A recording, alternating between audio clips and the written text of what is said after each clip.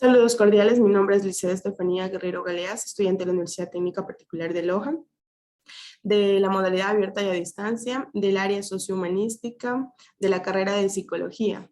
Actualmente me encuentro cursando las pasantías preprofesionales de vinculación con la colectividad, el Practicum 3.2, con la magíster Patricia Sofía Fagioni Luna, en el paralelo 104, periodo académico octubre 2021, febrero 2022. Como tema de este taller tenemos la prevención selectiva. Este nivel de prevención se dirige a individuos cuyo riesgo es el desarrollo de trastornos mentales. Como tema principal tenemos la prevención primaria del estrés en estudiantes de escasos recursos del colegio XY001. El grupo al que va dirigido la guía de prevención primaria es a estudiantes de escasos recursos. Debido a sus condiciones, están expuestos a un estrés por las circunstancias en las que se encuentran viviendo. A continuación voy a presentarles un mapa conceptual con información psicoeducativa. Voy a compartir pantalla para poder visualizar y profundizar un poquito más.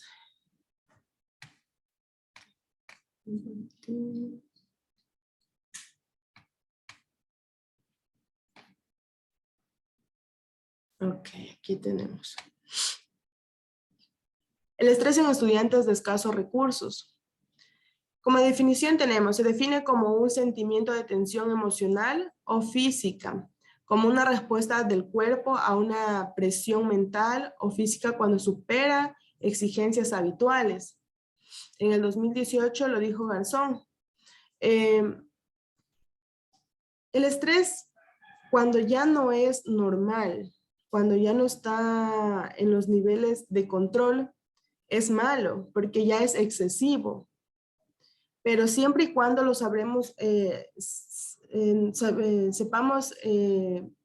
darnos cuenta qué es lo que nos genera el estrés y saber controlarlo, está bien, ya que el estrés nos ayuda a impulsarnos como seres humanos en el día a día para tomar decisiones y poder llegar a nuestras metas. Pero así como nos puede ayudar, también nos puede causar un mal, ya que al tener mucha tensión o al estar estresados por algo, eso no nos deja dar el 100% como estudiantes. Y eso nos dificulta al elaborar actividades, al presentar trabajos, foros, presentaciones, una presentación, ya que no estamos al 100% dando de nuestras funciones. Aquí también podemos visualizar los desafíos. ¿Cuáles son los desafíos? Falta de recursos tecnológicos, humanos o físicos, ansiedad y estrés en los estudiantes, incertidumbre, dudas, preocupación y miedo a contagiarse, dicho por Wagner y Kennedy en el 2014. Hoy en día todos estamos viviendo un momento de tensión, de ansiedad, de miedo, depende de cada una de las personas, porque hay personas que presentan de una forma y otras de otras, no todos presentamos las mismas, pero debido a la pandemia, porque fue un cambio drástico, inesperado, que llegó a nuestras vidas y que teníamos que sí o sí saberlas afrontar y sobresalir adelante. Tal vez no todos pudieron, pero sí se hizo lo mejor posible por sobrellevar, por decirlo, por adecuarnos a ella, ya que anteriormente, si nos damos cuenta en el estudio, antes de la pandemia, el estudio era presencial, era todo diferente. Ahora tenemos que adecuarnos a un mundo virtual, donde tenemos que tener un equipo tecnológico, una conexión a internet, entregar los trabajos mediante correo, una plataforma, y eso nos genera estrés de alguna manera porque no estuvimos anteriormente acostumbrados a esta nueva modalidad de enseñanza. Y eso nos genera estrés porque muchas de las personas, no todos saben manejar un equipo tecnológico, y eso nos tocaba, como quien dice, buscar ayuda o ver la forma de aprender sí o sí, porque si no nos quedábamos estancados. Muchas personas, incluso debido al COVID, perdieron su trabajo, se quedaron sin ingresos. Si antes trabajaba papá y mamá, tal vez uno de ellos se quedaron sin ingresos. De igual forma, si nosotros como estudiantes universitarios nos quedamos sin trabajo por debido a esto de la pandemia, porque hubo reducción de puestos, para con esa reducción poder comprar, yo que sé, insumos médicos en momentos de pandemia que fueron muy difíciles. Y imagínese quedarse sin trabajo, sin tener para pagar su universidad, para ayudar en casa, y peor si es un padre de familia y no tener ya este ingreso. Y aparte de esto, es padre de familia, estudiante, y tiene hijos. Esto genera un estrés muy fuerte a la hora de ser un estudiante y aplicarlos, porque no podemos dar el 100% como estudiantes cuando estamos ansiosos o estresados o preocupados.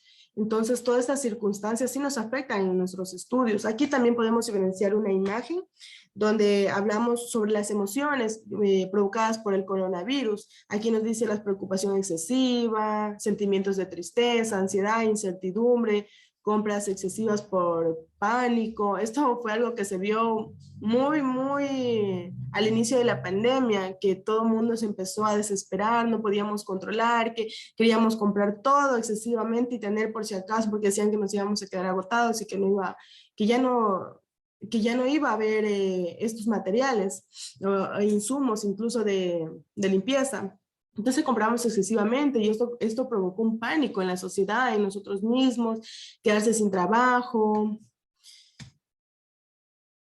Ya, esto en cuanto a desafíos. Ahora, en la presión primaria, dice factores de riesgo. Dice, son las situaciones de un individuo o grupo que provocan daño a la salud e incrementan inestabilidad física, psicológica y social, según Gómez 2018. Esta, este, Estos factores de riesgos siempre hay que saberlos como estudiantes. De pronto, no sé si cuando ya tenemos una madurez, bueno, tenemos una madurez mucho mejor, podemos darnos cuenta qué factores son los que nos están afectando. Y es muy importante saber cómo discernir o diferenciar qué es lo que nos está afectando en los factores de riesgo. Por ejemplo, ¿cuál es un factor de riesgo? Por ejemplo, lo económico es un factor de riesgo que nos provoca, yo qué sé, ansiedad, tristeza, dolor, malestar, la separación de unos padres, el fallecimiento de un familiar.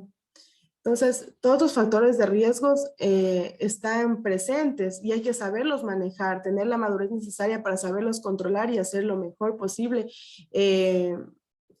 con ellos para controlarlos. Tenemos aquí también los factores de prevención. Dice, reduce el impacto del estrés temprano o de las influencias negativas y tienden a predecir resultados positivos, según Masten y Coach en el 1998 lo dijeron. Entonces, ¿qué son los factores de protección? Como su nombre lo dice, factores de protección que nos ayudan a protegernos o a prevenir sobre los factores de riesgos. Siempre como hay un factor de riesgo, también tenemos que tener a la mano un factor de protección, algo que nos ayude a protegernos, ¿cómo podemos, yo que sé, estudiar mejor?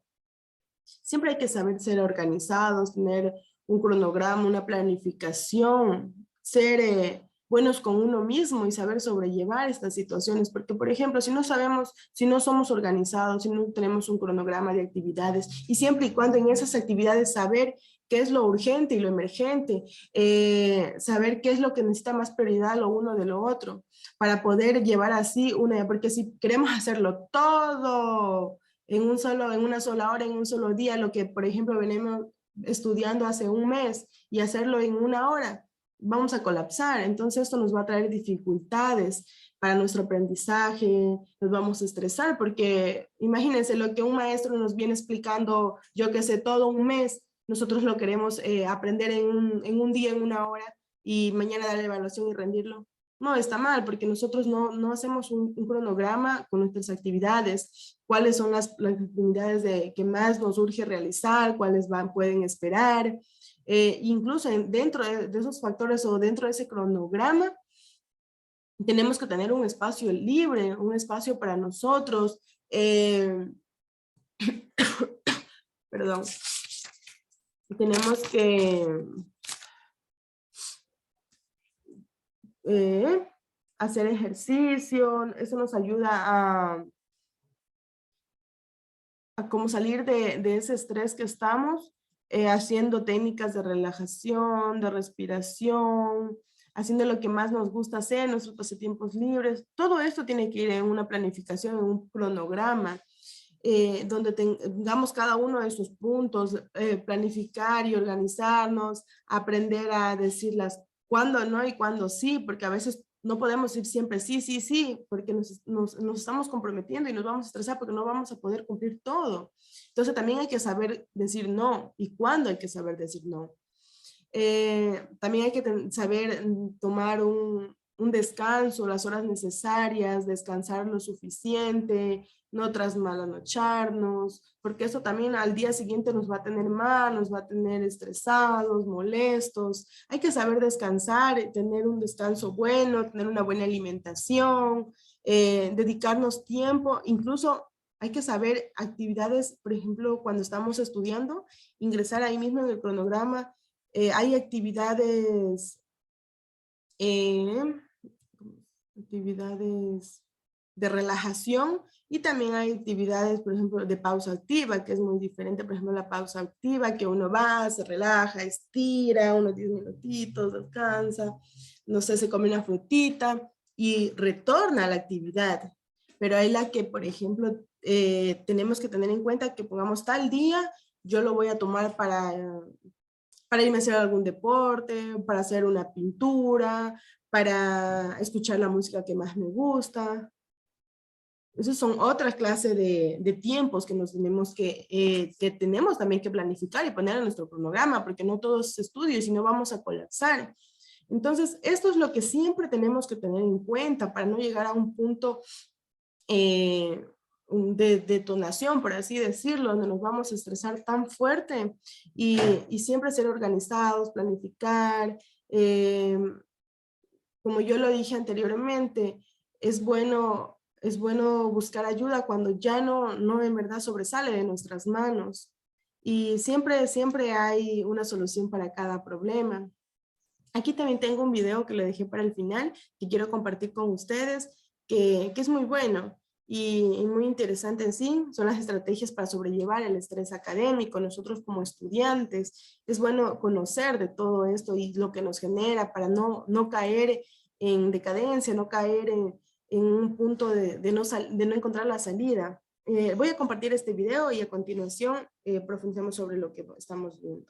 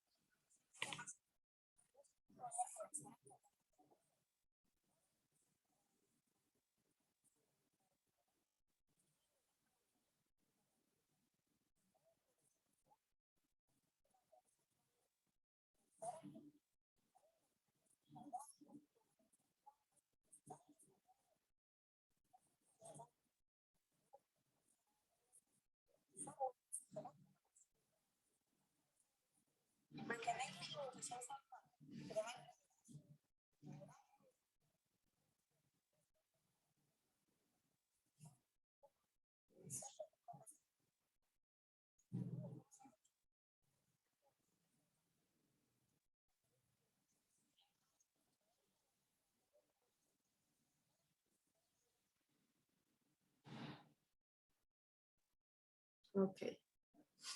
Eh, como pudimos evidenciar en el video que compartí. Perdón.